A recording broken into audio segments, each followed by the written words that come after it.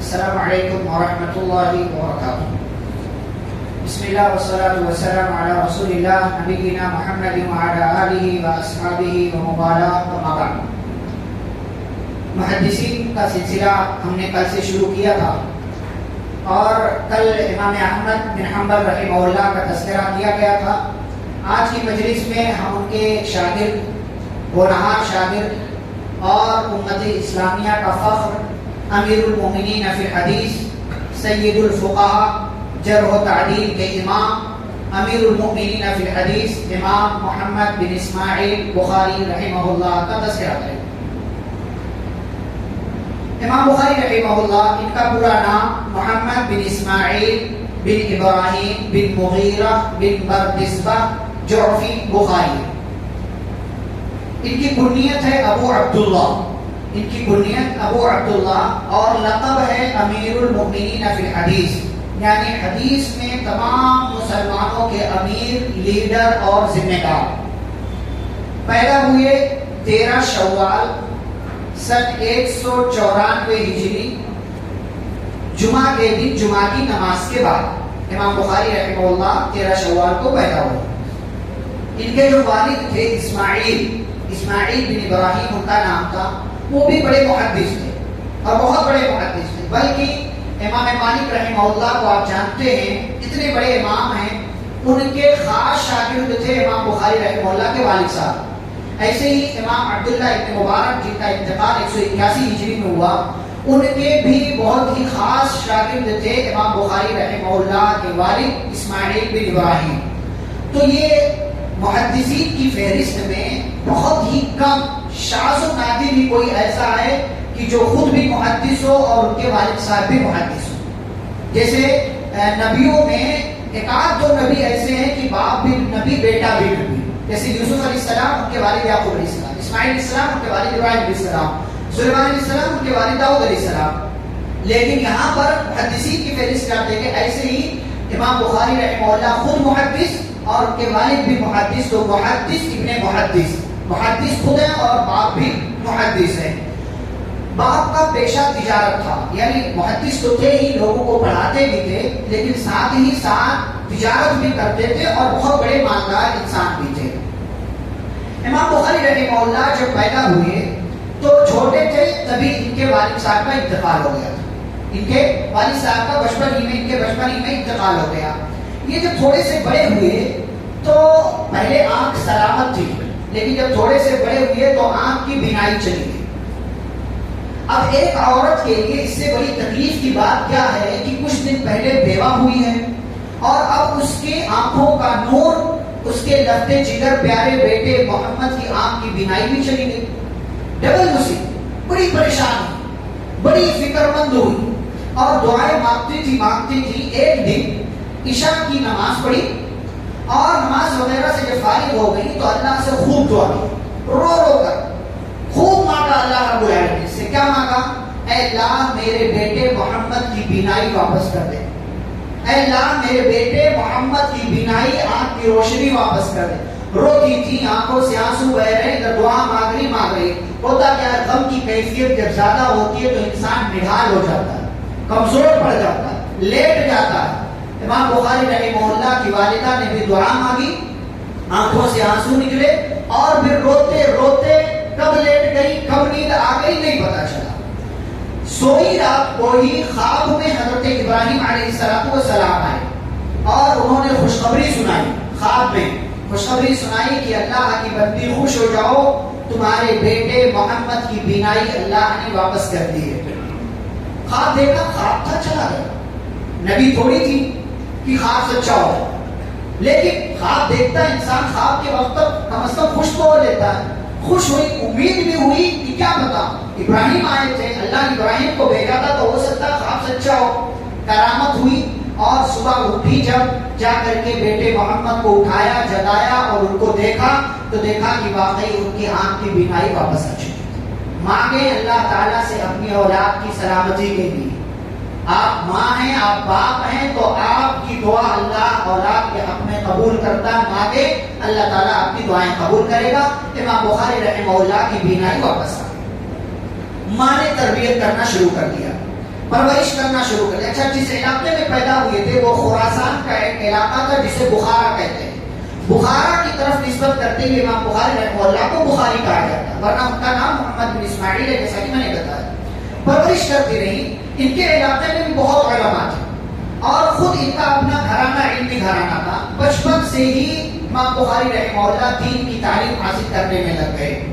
11 سال کی عمر تک پہنچتے پہنچتے آپ اندازہ کریں ہمارے یہاں کا بچہ 5th میں 6th میں 7th میں ہوتا ہے، 6th میں ہوتا ہے، اس سے آگے نہیں بڑھتا زیادہ سے زیادہ. اور اس میں صلاحیت کتنی ہے آپ جانتے ہیں. 11 سال کا بچہ بڑا ہوا تو کہا امام عبداللہ ابن مبارک، امام وکیع بن جراح، دو بڑے ائمہ، انہوں نے کئی کتابیں لکھی تھی، ان کی کتابوں کو یاد کر لیا.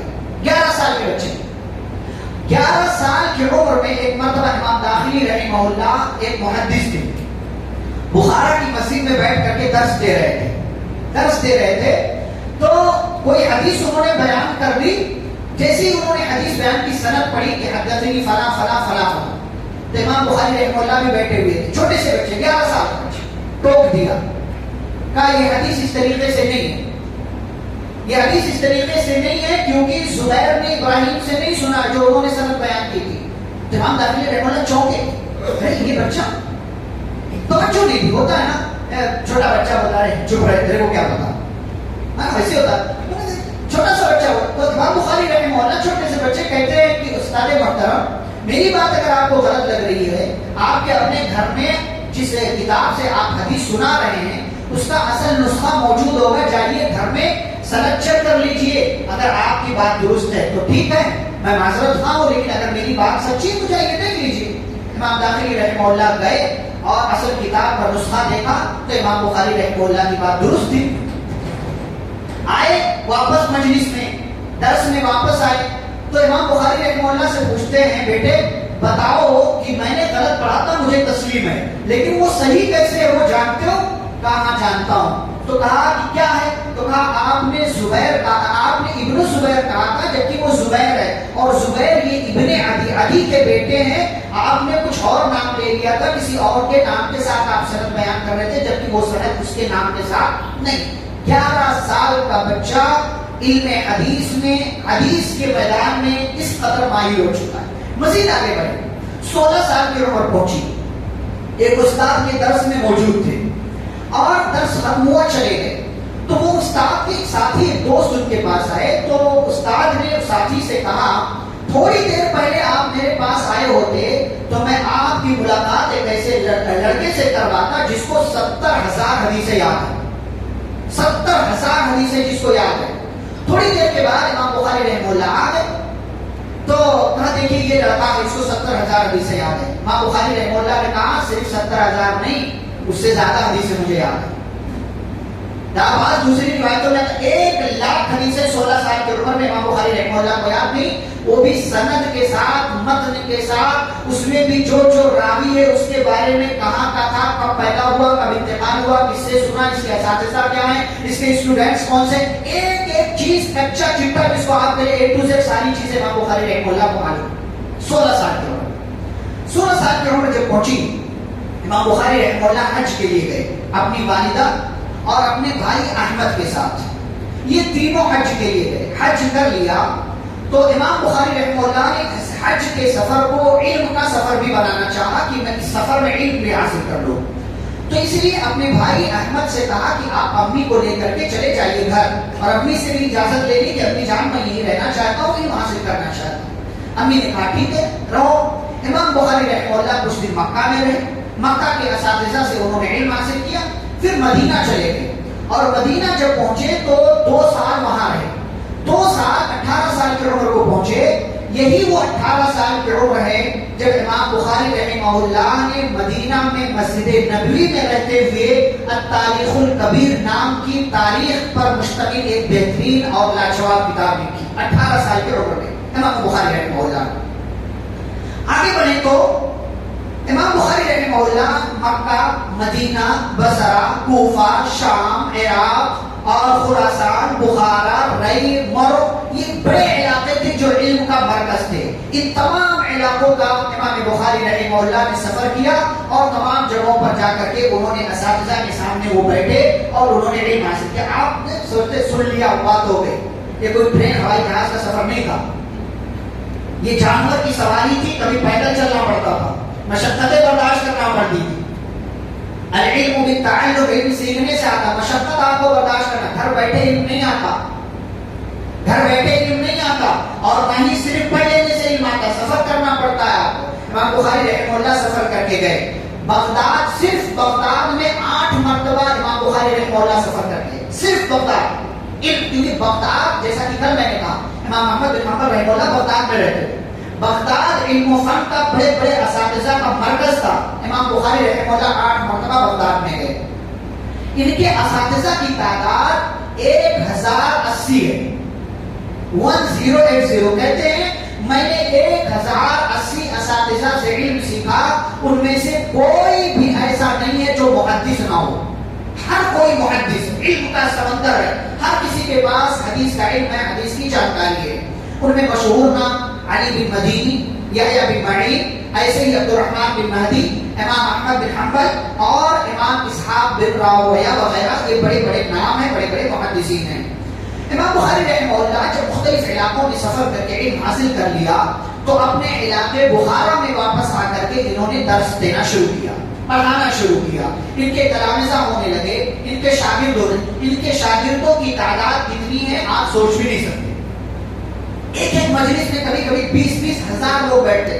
ایک مجلس بھی بلانے اشتہار پوسٹر لگانے کی ضرورت نہیں, لیبل کافی ہے. بخاری آ رہے ہیں, امام بخاری آ رہے ہیں, محمد بن اسماعیل جیسا عظیم محدث ہمارے علاقے میں آ رہا, نام کافی تھا.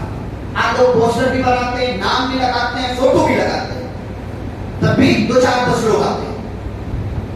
یہ علم کی توہین ہے, یہ علماء کی توہین ہے.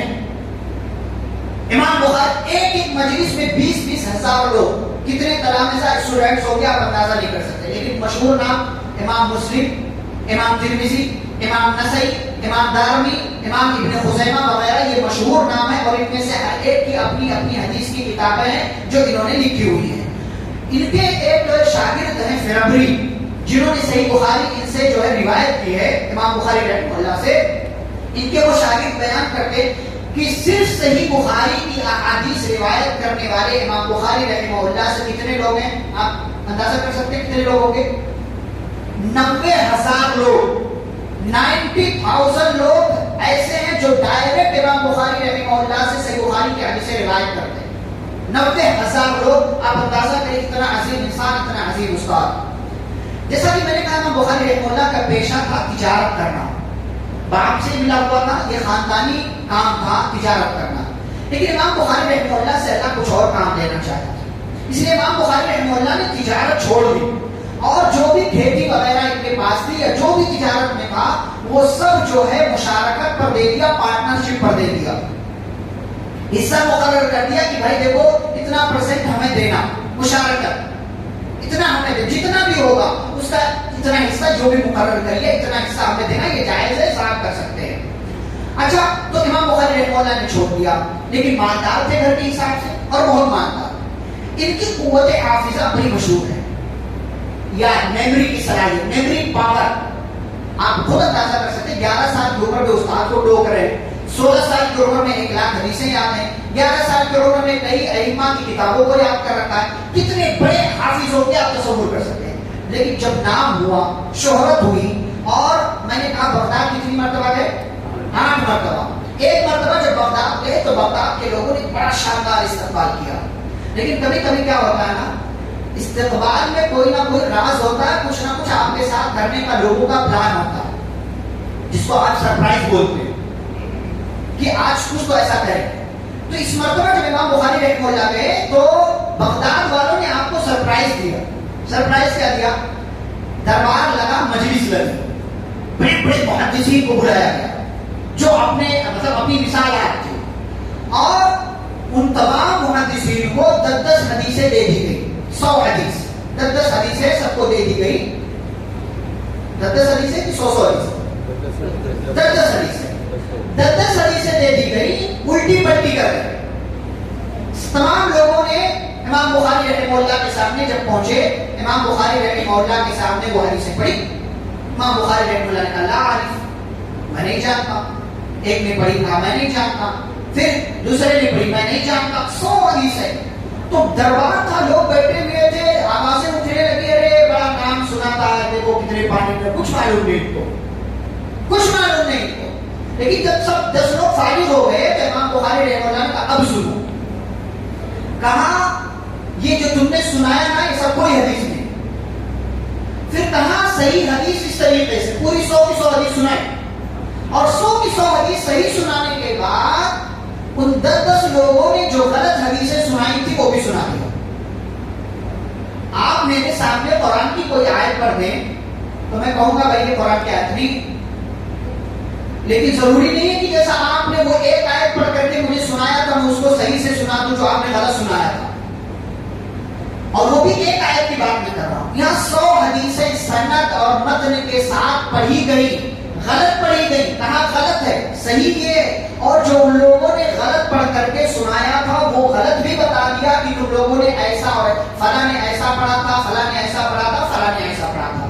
اتنا تیز حافظہ حضرت امام بخاری رحمہ اللہ کو اللہ رب العزت نے دیا تھا.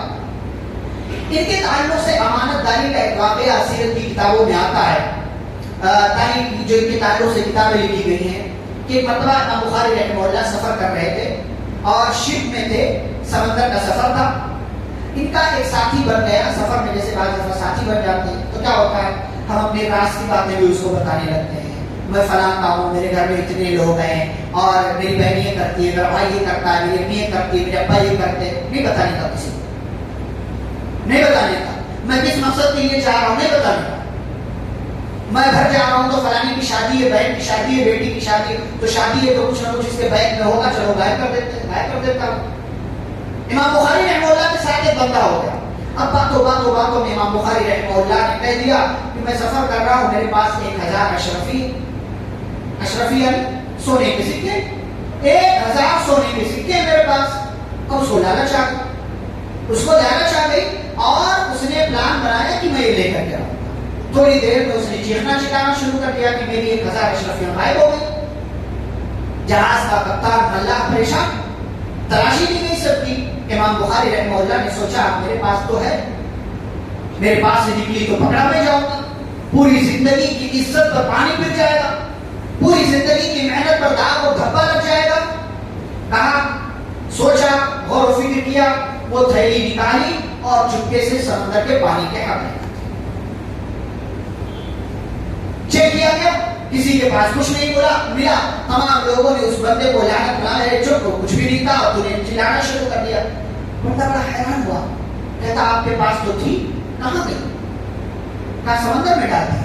کہا 1000 سمندر میں کیوں؟ اتنا گھاٹے کا سودا.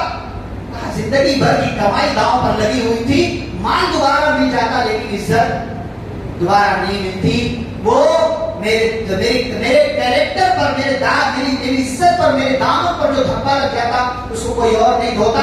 یہ مال دوبارہ مل جائے گا لیکن عزت دوبارہ نہیں ملے گی. ایسے بھی لوگ ہوتے ہیں اور ایسے بھی اللہ والے ہوتے ہیں. امام بخاری رحمہ اللہ اپنی فضیلت، اپنا مقام، اپنا مرتبہ ہوتا ہے. امام مسلم رحمہ اللہ کی زبانی آپ سنیں کہ امام بخاری رحمہ اللہ کا کیا مقام ہے، کیا مرتبہ. امام مسلم رحمہ اللہ جن کے بارے میں کل انشاءاللہ ہم تذکرہ کریں گے، ایک مرتبہ ایک حدیث ڈھونڈ رہے تھے، نہیں ملی ان کو، اور ڈھونڈا اور تلاش، جہاں سے بھی ممکن ہو سکتا تھا تلاش کیا، نہیں ملی. امام بخاری رحمہ اللہ کے پاس آئے، کہنے لگے استاد محترم ایک حدیث ڈھونڈ رہا ہوں، نہیں مل رہی ہے. کہا کون سی حدیث ہے؟ کہا فلاں حدیث ہے. پڑھ کر کے سنا دیا. کہا لو. امام مسلم رحمہ اللہ بڑے حیران ہوئے، اتنی محنت کی، ڈھونڈا، تلاشا، سب کیا، مجھے نہیں ملی. یہ کون سا بندہ ہے اتنا، مطلب ایک حدیث پر نظر ہے اس کی، اتنی محبت ان کو اپنے استاد سے اس وقت ظاہر ہوئی. بڑی محبت سے کہا دعنی اقبل رجلیک یا استاذ الاستاذین ویا سید المحدثین ویا طبیب الحدیث فی العلل. کہا آپ اپنا پیر آگے بڑھائیے، میں آپ کے قدموں کو بوسہ دینا چاہتا ہوں. اے اے محدثین کے سردار، اے امیر المومنین فی الحدیث، اور اے ضعیف حدیثوں کو صحیح حدیثوں سے نکال کر پھینک دینے والے ڈاکٹر، آپ اپنا قدم آگے بڑھائیے، میں آپ کے قدموں کو بوسہ دینا چاہتا ہوں۔ ایسے ہی امام احمد بن حنبل رحمہ اللہ فرماتے ہیں کہ خراسان کی زمین میں بخاری جیسا کوئی انسان پیدا نہیں کیا، خراسان کی زمین میں بخاری جیسا انسان کوئی پیدا نہیں کیا۔ ان کے استاد تھے محمد بن سلام بیکندی رحمہ اللہ، کہتے ہیں بخاری جب میرے درس میں ہوتا ہے تو مجھ پر عجیب سی کیفیت طاری ہو جاتی، میں پریشان سا ہو جاتا ہوں کہ کہیں کوئی غلطی نہ کر جاؤں، یہ ٹوک نہ دے، یعنی مجھ سے زیادہ اس کے پاس علم ہے۔ ایک مرتبہ کچھ لوگ ان کے استاد کے پاس آئے اور پہلے امام بخاری رحمہ اللہ کے پاس آئے اور ان سے ایک حدیث پوچھی، تو انہوں نے کہا میں نہیں جانتا، پھر ایک حدیث پوچھی، کہا میں نہیں جانتا، پھر ایک حدیث پوچھی، کہا میں نہیں جانتا، پھر کئی حدیثیں پوچھی، سب کے بارے میں امام بخاری رحمہ اللہ نے فرمایا میں نہیں جانتا۔ تو یہ تمام لوگ خوشی خوشی امام بخاری رحمہ اللہ کے استاد کے پاس گئے جو ان لوگوں کے بھی استاد تھے، اور ان سے کہا کہ ارے آپ تو اپنے استاد بخاری کی بڑی تعریف کرتے ہیں، ہم نے آج ایسی ایسی حدیثیں پوچھی، بخاری کو معلوم نہیں ہے۔ تو استاد نے کیا کہا؟ شاندار جملہ کہا، کل حدیث لا يعرفه محمد بن اسماعیل فلیس بحدیث، فرمایا ہر وہ حدیث جس کو بخاری نہیں جانتا وہ حدیث ہی نہیں، ہر وہ حدیث جس کے بارے میں بخاری نے کہہ دیا لا اعرفہ، میں نہیں جانتا، تو تمہیں خوش ہونے کی ضرورت نہیں ہے کہ تمہارے پاس بخاری سے زیادہ علم ہے، وہ حدیث ہی نہیں ہے اس لیے بخاری نہیں جانتا۔ یہ استاد کا کی طرف سے اعتراف ہے شاگرد کے بارے میں کہ میرا شاگرد ایسا ہے۔ ایسے ہی امام دارمی رحمہ اللہ کہتے ہیں میں مختلف علاقوں میں گیا، کوفہ گیا، بصرہ گیا، عراق گیا، شام گیا، ان تمام جگہوں پر میں گھوم پھر لیا، میں نے علم حاصل کر لیا، لوگوں کے پاس بیٹھا، لیکن بخاری جیسا عالم حدیث میں نے آج تک نہیں دیکھا۔ یہ لوگوں کی طرف سے اعتراف ہے۔ امام بخاری رحمہ اللہ کی ایک خاص صفت جس کے بارے میں تذکرہ کرنا ہے، اور وہ ہے صحیح بخاری کی تصنیف۔ صحیح بخاری، امام بخاری رحمہ اللہ اگر امام بخاری کچھ نہ کرتے، کوئی اور کام نہ کرتے، صرف صحیح بخاری لکھ دیتے تو یہ ان کے لیے کافی تھا۔ صحیح بخاری کیوں لکھی انہوں نے؟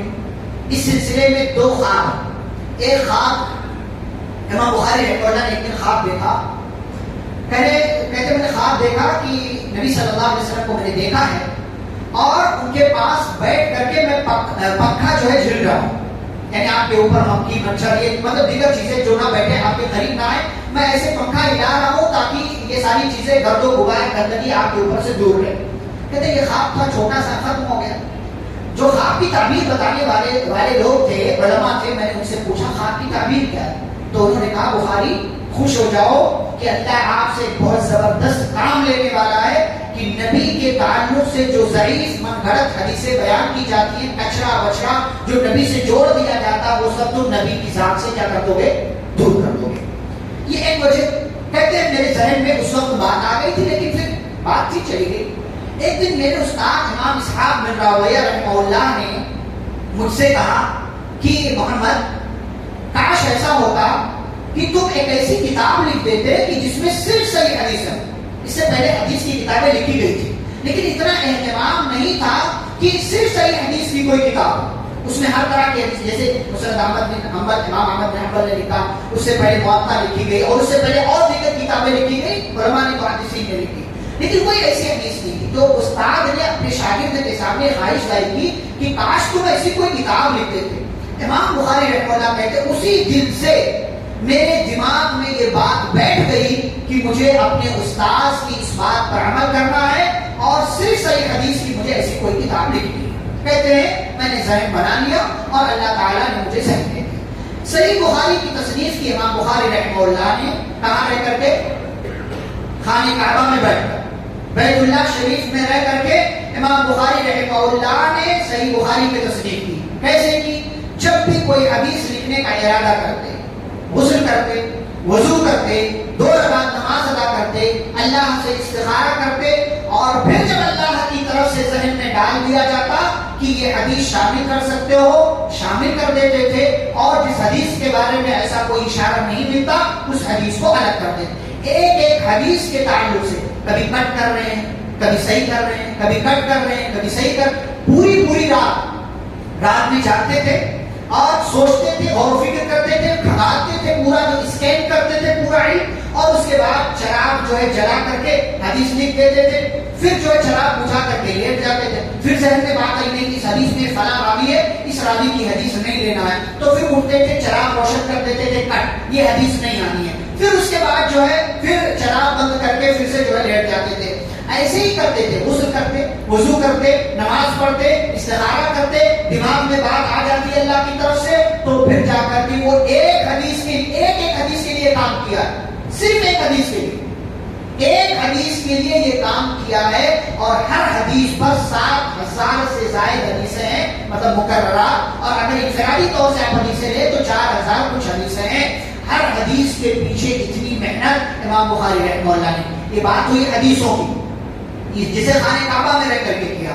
ایسے ہی مسجد نبوی میں بھی پہنچے، اور مسجد نبوی میں پہنچے تو جو ہر حدیث پر باب باندھا، باب فلاں، کتاب فلاں، تو اس باب کو باندھنے سے پہلے مسجد نبوی میں رہ کر کے یہی کام کیا ہے، اور مسجد نبوی میں صحیح بخاری کی تصحیح کی ہے، کاٹ چھانٹ کیا.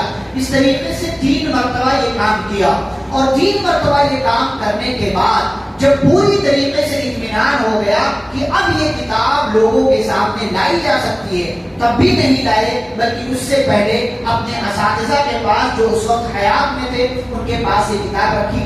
16 سال کی مسلسل محنت کا نتیجہ. 16 سال کہ آج ہمارے یہاں یہ کام کرو چلو فوراً یہ کام کرو چلو فوراً مارکیٹ میں آ جانا چاہیے، غلط بات. پوری طرح محنت کرتے 16 سال کی مسلسل محنت، کدوکاوش، لگن، جد و جہد کے بعد امام بخاری رحمہ اللہ نے کتاب لکھی، اساتذہ کے سامنے پیش کیا، سب لوگوں نے قبول کیا کہ ہاں یہ ساری کی ساری حدیثیں صحیح ہے. اس کتاب میں کوئی ایک حدیث بھی ایسی نہیں ہے جس پر انگلی اٹھائی جا سکے یا جس کو اس کتاب سے نکالا جا سکے. اور یہی وجہ ہے کہ اللہ نے امام بخاری رحمہ اللہ کی اس کتاب کی قدر کی اور ایسی عزت دی کہ اصح الکتب بعد کتاب اللہ، کلام اللہ کے قرآن مجید کے بعد دنیا میں سب سے زیادہ صحیح کتاب صحیح بخاری ہے. آپ حوالہ دیتے ہیں صحیح بخاری، لوگ مان لیتے ہیں، لیکن آج اس کا بھی لوگ کاروبار کر رہے ہیں، من گڑت حدیثیں لکھ کر کے پوسٹ کریں گے، صحیح بخاری لکھ دیتے ہیں. اس لیے چیک کرنے کی ضرورت ہے، چیک کرے پھر مانے، چیک کرے، کیونکہ ہمارا کام یہی ہے، روزانہ کا ہماری ڈیوٹی ہے، ہم لوگ چیک کرتے رہتے ہیں. تو بعض دفعہ ایسا ہوتا ہے جیسے مکار اور ڈھیٹ قسم کے لوگ ہوتے ہیں، اپنی بات، اپنے مسلک کی بات منوانے کے لیے صحیح بخاری کا حوالہ دے دیں کہ امت مان لے گی. لیکن امت کو ہوشیار ہونا چاہیے، اور الحمدللہ اب لوگ ہوشیار ہو رہے ہیں، ان کے پاس وسائل ہیں، چیک کر کے چیزوں کو لیا کریں. یہ اللہ کی طرف سے خصوصی عنایت ہے امام بخاری رحمہ اللہ کے ساتھ کہ ہر دور میں، ہر زمانے میں، ہر مسلک کے لوگوں نے صحیح بخاری کو ویسے ہی قبول کیا جیسے قبول کرنا چاہیے. عمل کرے نہ کرے وہ ایک بات کی بات ہے. آخری بات، آدمی جتنا بڑا ہوتا ہے اس کے حاسدین بھی اتنے ہی ہوتے ہیں. امام بخاری رحمہ اللہ کے کچھ حاسدین بھی پیدا ہوئے. یہ حاسدین کیسے پیدا ہوئے؟ ایک مرتبہ امام بخاری رحمہ اللہ بخارا میں اپنے ہی علاقے میں تھے، تو بعض دفعہ کیا ہوتا ہے، گھر کی مرغی دال برابر، کوئی قدر نہیں ہوتی. لوگ قدر کرنی چاہیے، قدر کرنی چاہیے. قدر کی بخارا والوں، آپ کے علاقے والوں نے قدر کی اور بہت قدر کی. بلکہ ایک مرتبہ جب آپ بغداد سے آ رہے تھے تو ایسا یہ سن لیا، اس سے پہلے اتنا نام نہیں تھا امام بخاری کا، لیکن جب بغداد سے اس امتحان کے بعد، اس امتحان کا میں نے ذکر کیا کہ ان کی آزمائش ہوئی، ان کے ساتھ لوگوں نے اس طریقے سے جو ہے سرپرائز دیا ان کو، اور ان کا نام اور ان کی شہرت ہو گئی. تو جب واپس آ رہے تھے تو شہر سے باہر 3 میل باہر، یعنی تقریباً 4.5-5 کلومیٹر باہر جا کر کے شہر والوں نے آپ کا استقبال کیا تھا. لیکن بعد میں چل کر کے کچھ حاسدین پیدا ہوا. یہ کہ بخارا کا جو حاکم تھا اس نے امام بخاری رحمہ اللہ کا نام سن کر کے کہا، بھائی بڑے لوگ ہوتے ہیں تو سوچتے ہیں نا کہ سب گھر بیٹھے ہمیں ملنا چاہیے. تو اس نے کہا میرے بچے ہیں، آپ ہمارے گھر میں آ کر کے انہیں جو ہے پڑھا دیں. تو امام بخاری رحمہ اللہ نے فرمایا یہ علم امانت ہے، ایسے ہی میں آپ کے یہاں جا کر کے آ کر کے نہیں پڑھا سکتا. آپ اپنے بچوں کو کہیں کہ میری مجلس لگتی ہے، میری مجلس میں آئے، علم حاصل کرے، کوئی شک و شبہ رہے گا، کوئی سوال رہے گا، مجھ سے پوچھ لیں گے. میں گھر میں آ کر کے 1 گھنٹے کا ٹائم آپ کے بچوں کو دوں، وہی 1 گھنٹہ میں پوری مجلس کو دے دوں تو پورے لوگوں کا فائدہ. تو امام بخاری کی اس بات کو سن کر کے حاکم ناراض ہو گیا. میں حاکم ہوں، میری بات نہیں مان رہے، ان کی اتنی مچال، ان کی اتنی ہمت، بتاتا ہوں کیسے بتایا. حسد کرنے لگا تو اپنے جیسے کچھ لوگوں کو جمع کر دیا. امام بخاری رحمہ اللہ پر الزام لگا دیا گیا. کیا الزام لگایا گیا؟ کہ امام بخاری شہر میں فتنہ پیدا کرنا چاہتے ہیں. کیا فتنہ؟ کہتے ہیں انہوں نے مان لیا ہے کہ قرآن یہ مخلوق ہے. کل میں نے تذکرہ کیا امام احمد بن حنبل کے تعلق سے یہی بات تھی، انہوں نے نہیں مانا، اور اسی بات کو ان کے شاگرد امام بخاری پر الزام لگا کر کے لوگوں نے رکھ دیا، حاکم نے رکھ دیا کہ امام بخاری فتنہ پیدا کرنا چاہتے، کہتے ہیں کہ قرآن مخلوق ہے، جبکہ امام بخاری نہیں یہ نہیں مانتے تھے. پلان بنایا گیا اور فیصلہ یہ ہوا کہ امام بخاری کو شہر سے باہر نکال دو، اخراج، ان کو یہاں سے نکال دو. امام بخاری رحمہ اللہ اپنے ہی علاقے سے دربدر کر دیے گئے، نکال دیے گئے. لیکن جب نکلنے لگے مظلوم تھے، بددعا کر دی. اللہ جن لوگوں نے میرے ساتھ یہ حرکت کی تو جانتا ہے تو انہیں پکڑ لے. وہی حاکم جس نے یہ پلان بنایا تھا اس حاکم کو معزول کر دیا گیا اور اس کو بھی سزا دے کر کے غالباً جیل میں ڈال دیا گیا یا اس کو بھی اس علاقے سے نکال دیا گیا. اور دوسرے لوگ جو شامل تھے وہ بھی اسی طریقے سے ناکام ہو گئے، سب کے سب جو اس پلان کے شامل تھے. امام بخاری رحمہ اللہ آگے بڑھے. جب آگے پہنچے خرطنگ نام کا ایک علاقہ آتا ہے، وہاں پہنچے تو بیمار ہوئے تو ذہن میں چلتا ہے جب کوئی آپ کو تکلیف دے نا آپ کی اچھائی کے باوجود تو آپ کو بہت دکھ ہوتا ہے، ذہن میں بہت کچھ چلتا ہے. امام بخاری رحمہ اللہ کے چلا تھا، بیمار ہو گئے اور بیمار ہونے کے بعد وہی خرطنگ نام کے علاقے میں آپ کے کچھ رشتے دار تھے ان کے پاس ٹھہر گئے. جب طبیعت میں تھوڑی بہتری آئی تو وہاں سے آپ نکلے کہ آگے بڑھے اور اللہ تعالیٰ سے اس دوران دعا کر رہے تھے اللہم قد ضاقت علی الارض بما رحبت فاغفر، کہ اللہ مجھ پر الزام لگایا گیا، مجھے پریشان کیا گیا، مجھے میرے ساتھ اس طریقے کی حرکت کی گئی، مجھے میرے علاقے سے، میرے گھر سے، میرے شہر سے نکال دیا گیا. اللہ حالات بہت بگڑ گئے ہیں، لوگ میرے خلاف وہ پگنڈا کر رہے ہیں. فاغفرنی، اے اللہ اگر میرے حق میں موت بہتر ہے تو مجھے موت دے دے. امام بخاری رحمہ اللہ ابھی راستے ہی میں تھے کہ ان کے ساتھ والوں نے کہا کہ عید الفطر کی رات تھی، 1 شوال 256 ہجری. امام بخاری رحمہ اللہ کا راستے میں ہی انتقال ہو گیا. وہ عید کی رات تھی، امام بخاری رحمہ اللہ انتقال کر گئے. اللہ نے ان کی دعا قبول کر لی اور اللہ کا یہ حبیب پیارے نبی صلی اللہ علیہ وسلم کے نام پر، جس کا نام محمد، پیارے نبی صلی اللہ علیہ وسلم کی احادیث کی جس نے حفاظت کی اور مکمل طور سے اپنی پوری زندگی نبی پاک صلی اللہ علیہ وسلم کی احادیث کی حفاظت میں لگا دی، اس بندے کی دعا اللہ نے قبول کر کے اسے اپنے پاس بلا لیا. ان کے ایک شاگرد ہیں غالباً، وہ بیان کرتے ہیں کہ جس دن امام بخاری رحمہ اللہ کا انتقال ہوا اسی رات میں نے خواب دیکھا تھا. بعد میں مجھے پتا چلا، کہتے میں نے خواب دیکھا تھا کہ میں نے نبی صلی اللہ علیہ وسلم کو دیکھا، وہ کھڑے تھے، ان کے ساتھ کچھ اور لوگ بھی تھے. تو میں نے کہا، خواب میں دیکھا تو میں نے کہا اللہ کے رسول صلی اللہ علیہ وسلم آپ کس کا انتظار کر رہے ہیں؟ کہا میں ایک بندے کا انتظار کر رہا ہوں. کہا کس کا؟ کہا محمد بن اسماعیل بخاری کا انتظار کر رہا ہوں. کہتے خواب کا ختم ہو گیا. کہتے بعد میں جب میں نے حساب لگایا کہ کیا مسئلہ تھا اس خواب میں اور امام بخاری کی وفات میں کیا جو ہے ایک جیسی چیز تھی، کہتے میں نے حساب لگایا تو یہ وہی رات تھی جس رات میں نے خواب دیکھا تھا اور اسی رات کو امام بخاری رحمہ اللہ کا انتقال ہوا تھا. اسی رات کو امام بخاری رحمہ اللہ کا انتقال ہوا تھا. تو یہ تھے امیر المؤمنین فی الحدیث امام محمد بن اسماعیل بخاری رحمہ اللہ. تاریخ کی کتابیں بھری پڑی ہیں ان کی سیرت کی کتابوں سے، میں نے سرسری آپ کے سامنے ذکر کر دیا ہے اور یہ بتلانے کے لیے کیا ہے کہ علم حاصل کریں، علم کے راستے میں لگے رہیں، علم سے علماء سے محبت کریں اور جہاں سے علم کے سودے پھوٹتے ہیں، جہاں سے علم کو پھیلانے کا کام کیا جاتا ہے، ایسے اداروں سے محبت کریں، علماء سے جڑ کر کے رہیں. کسی بھی بولنے والے کے پاس جا کر کے بیٹھ کر علم حاصل نہ کریں، کیونکہ ہر بولنے والا عالم نہیں ہوتا. جو بول رہا ہے اس کے پاس ضروری نہیں ہے کہ جانکاری ہو. علماء سے رابطے میں رہیں، سفر کریں، محنت کریں، مشقت برداشت کریں. آپ مشقت برداشت کریں گے تب جا کر کے آپ کو علم آئے گا.